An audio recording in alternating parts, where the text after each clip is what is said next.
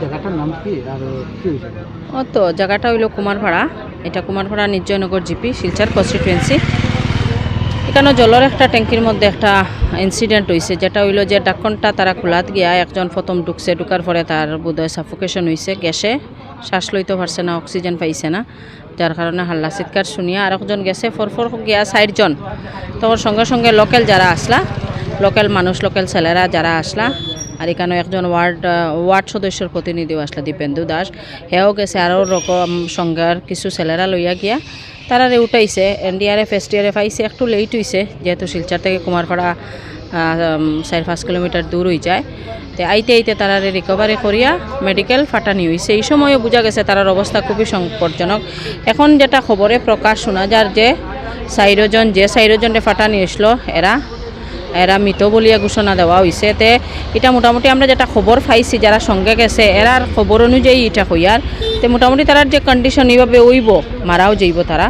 কেন জাস্ট এখন এসএসপি আমরা এসপি মহোদয় এখানে জাস্ট আইয়া গেছেন এবং ডিস্ট্রিক্ট অ্যাডমিনিস্ট্রেশনের সবাই এখানে উপস্থিত আসন। আমরা লোকাল থানা আইসি অরুণাচল এখানেও আসন, তৎসঙ্গে সদরের যারা ফরেন্সিকর সব টিম সব এখানেও আইসন। জায়গাটারে সিল করা হয়েছে কিসের কারণে, মানে ঘটনাটা কীরকম হইল, বা এই ট্যাঙ্কির যে কার্বন মনোঅক্সাইডের কারণে নিশ্চয়ই এরকম হইব। দীর্ঘ শুনছি কয়েকদিন থেকে ট্যাঙ্কিটা বন্ধ, ঢাকনটা খুলিয়াও একটু সময় দিতে লাগলো, কিন্তু উপরওয়ালার মানে ভাগ্যর কি তারার উপরে যে উপরওয়ালার কি একটা আজকের দিনটা তারার লাগে খুবই খারাপ। এবং পরিবারের যারা আসন 4 জন দিন হাজিরা কাজ করেন, তারা অনেক দিন থেকে শুনি আর এই বিল্ডিংও কাজ করি আইতরা, আর খুব খারাপও লাগে। একই জায়গার একই গ্রামর, আর তারার নাম একজনের নাম হইল নিলয় পাল, আর একজনের নাম হইল চম্পু, খুব সম্ভব নাম আমার কাছে আছে, তারার নামটা আমার হয়তো নাই। নিলয় পাল একজনের নাম হইল শম্পু পাল, নন্দন পাল, দেবাশিস পাল, 4 জন কাজ করে। কিন্তু এখানেও মানে খবরে যেটা নিলয় পাল যে ছেলেটা হে চিৎকার শুনিয়ে তারারে বাঁচাইতে গিয়া হেও গিয়া আজকে দুর্ঘটনার শিকার হয়েছে। এবং যেহেতু শোনা যার মেডিকেল যারা আমরা এখানোর যে পঞ্চায়েতের প্রতিনিধি বিশু দাস, আমি নিজে ফোন করছি বিশুদারে, তে বিশুদারও মানে তার মুখ থেকে যেটা পাইলাম যে ফোনের রিপ্লাইটা যে 4 জন মারা গেছে এখন পর্যন্ত, তো অতটুকু আমরার কাছে।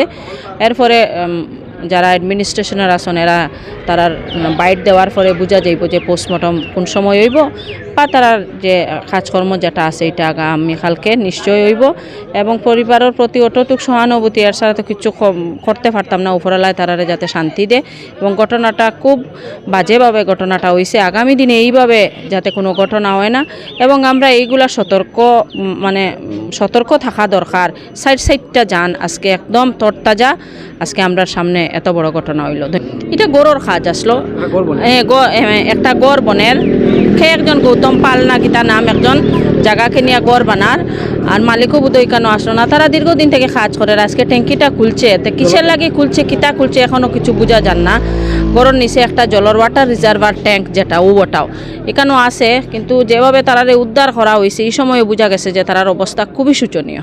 এটা তো দেখুন সরকারের কাছে এখানেও মানে এই যে পরিবার একটা পরিবারের বাচ্চা একটা মাত্র 6 মাস হয়েছে বাচ্চাটার জন্ম হয়েছে, এটা তো সরকারের পক্ষ থেকে আর্থিক সাহায্য যেটা পাওয়ার তারারে একটু মানে অগ্রাধিকার দিয়া অতি সত্বর, যেহেতু তারা রোজগারের মানে তারা উপার্জন এই পরিবারের, সরকার পক্ষ থেকে এটা থাকবে। এবং আশা রাখি সরকারের পক্ষ থেকে যথেষ্ট তারা সহযোগিতা পাইব। এবং এই সমষ্টিটা শিলচর সমষ্টি যেহেতু বিধায়ক বোধহয় এখানে উপস্থিত নাই, তাই বোধহয়